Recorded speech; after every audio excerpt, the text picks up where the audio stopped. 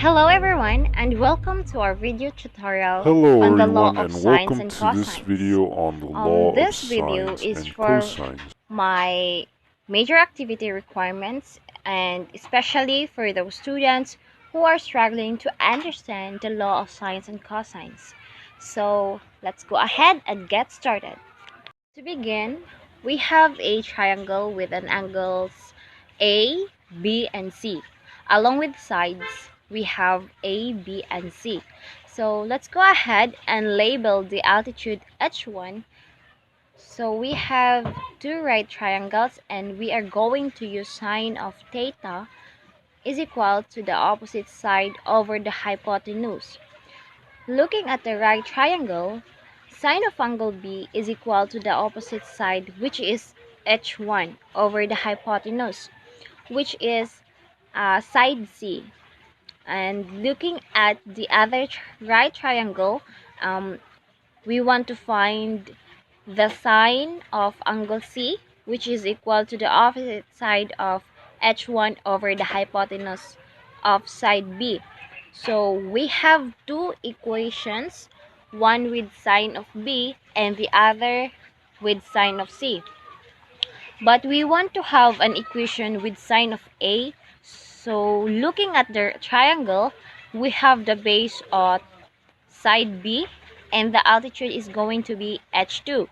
Again, we have two triangles and we will use sine of theta is equal to the opposite over hypotenuse, and therefore sine of A is equal to h2 over C. And looking at the other right triangle, sine of C is equal to h2 over A. So we have two equations. Let's take a few more steps and let's solve each equation for h2. Since both equations are equal to h2, let's set them equal to each other. So eliminate h2 and therefore we have sine C of A is equal to A sine of C. And let's move C and A to the bottom using algebra. And now we have the familiar looking formula of sine of A over A is equal to sine of C over C.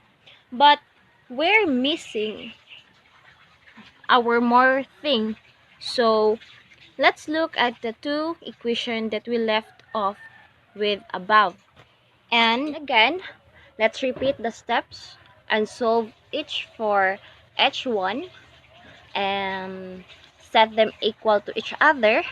Eliminate h1 and let's move C and B to the bottom using algebra. So now we have two equations that have sine of C over C. Let's set them equal to each other.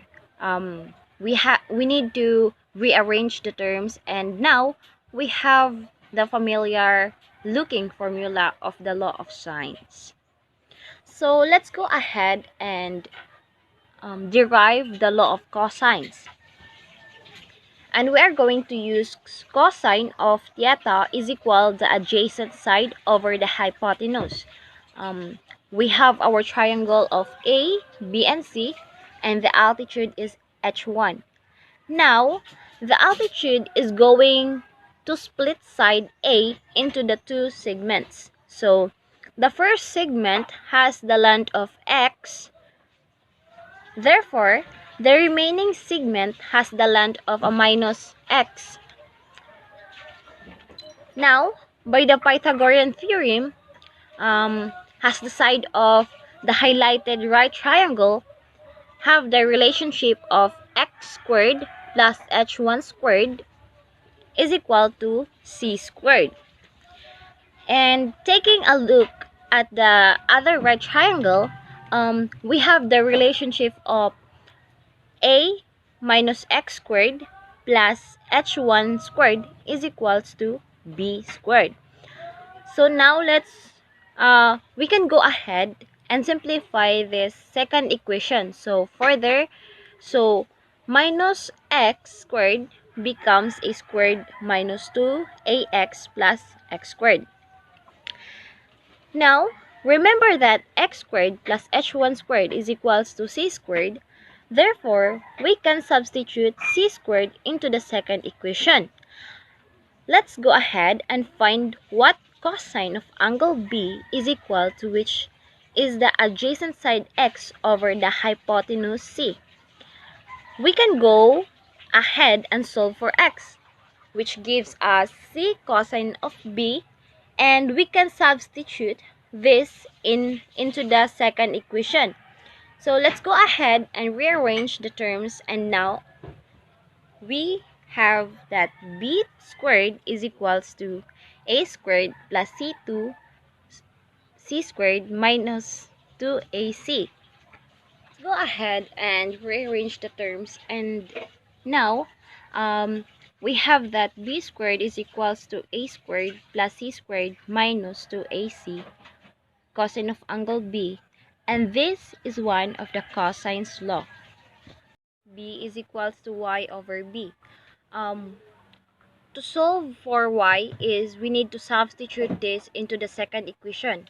So we need to rearrange terms, and we have the last cosine law, which is a squared is equals to b squared plus c squared minus 2bc cosine A.